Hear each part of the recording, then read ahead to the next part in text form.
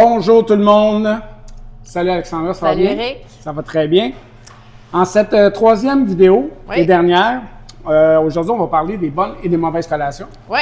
Quoi prendre et quoi ne pas prendre.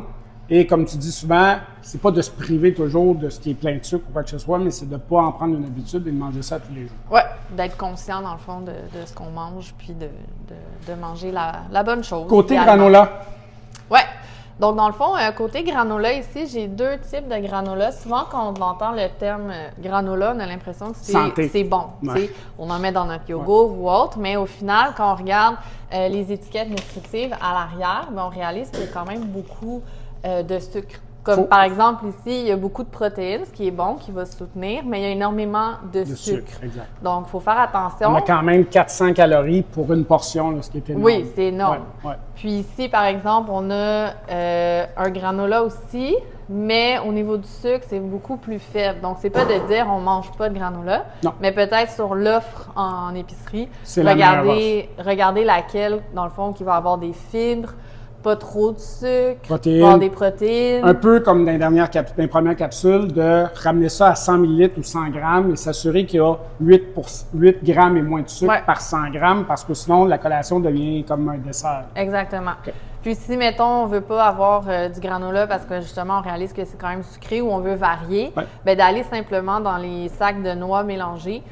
Qu'on trouve partout, puis pas salé aussi. Donc, il y a beaucoup de gras, par exemple, mais c'est des bons gras. C'est des gras... Bons gras, très caloriques, mais oui, ça peut dépanner. Bien, ça va soutenir. Il y a des protéines, il n'y a pas trop de sucre. En fait, c'est des sucres naturels. Ces collations-là peuvent être aussi utilisées quand tu es en randonnée ou ces choses-là, parce que tu vas aller brûler tes calories tout de suite après en montant la montagne ou en allant marcher ou quoi que ce soit. Mais manger ça juste comme ça peut être très calorique pour quelqu'un qui veut faire attention. Oui. Mais une petite poignée de noix avec un fromage, par exemple, ça peut faire une bonne collation. Puis il ne faut pas oublier que dans une collation, si tu manges une protéine avec un glucide, ta protéine va ralentir le glucide. Donc, si tu as beaucoup de sucre ou si tu as des fruits, bien, l'absorption du sucre va être plus lente, donc elle va être mieux assimilée par le corps, puis c'est mieux. Parce qu'on veut des sucres lents qui sont idéaux. Puis les collations les meilleures, ça va être des collations qui n'ont pas été transformées. Ça peut être une pomme avec un fromage, un yogourt grec nature avec des petits fruits dedans. Donc, on essaie d'aller là-dedans. C'est sûr que des collations comme ça ici, des jus pleins de sucre ou des pâtes douces, c'est le fun une fois de temps en temps. Mais si à tous les jours, on donne ça à nos enfants le matin ou le soir, bien évidemment, ça ne sera pas bon pour leur santé. Oui, ils vont avoir un hype. Exactement.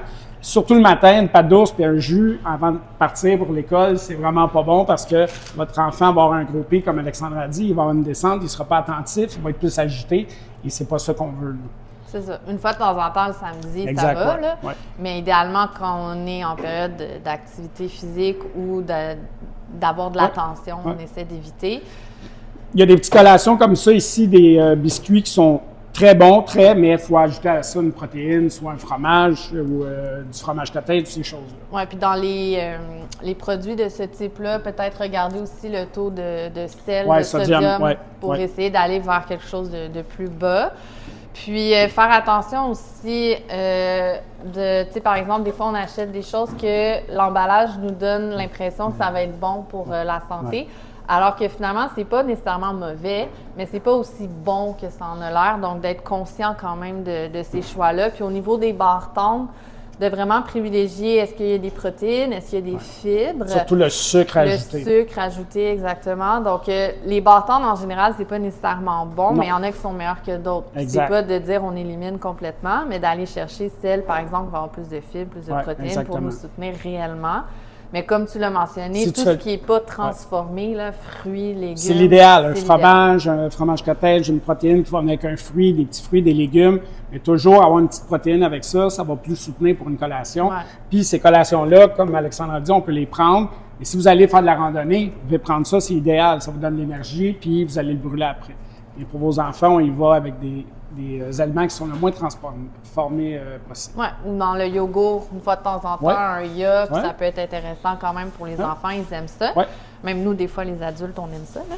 Mais peut-être un yogourt nature, on ajoute du sirop d'érable légèrement, peut venir diminuer beaucoup le sucre. On est toujours mieux de prendre nature et d'ajouter un petit peu de miel, un petit peu de sirop d'érable que de prendre à la vanille ou peu importe quoi. Le sucre est beaucoup plus... C'est des sucres ajoutés, tandis que du sirop d'érable et du miel, c'est beaucoup mieux qu'un sucre ajouté. Ouais. Donc, dans le fond, ce qu'on doit retenir, c'est que moins c'est transformé, le mieux c'est. Exact. Le sucre va absolument pas nous aider à nous soutenir puis à nous garder attentifs. Donc, de ne pas se priver nécessairement, mais de faire attention au choix qu'on fait, ça reste... Puis le meilleur truc à avoir, c'est que les parents montrent l'exemple aux enfants. Ils mangent des aliments qui sont santé, qui sont non transformés. Ça va être difficile à assimiler, mais à un moment donné, l'enfant va pouvoir faire puis il va commencer à manger ça lui aussi. Exactement. Donc, c'était la dernière capsule? Ben oui! J'espère que vous avez aimé nos capsules au sujet de l'alimentation pour le mois de mars, qui est le mois de l'alimentation. Donc, on vous souhaite bonne collation.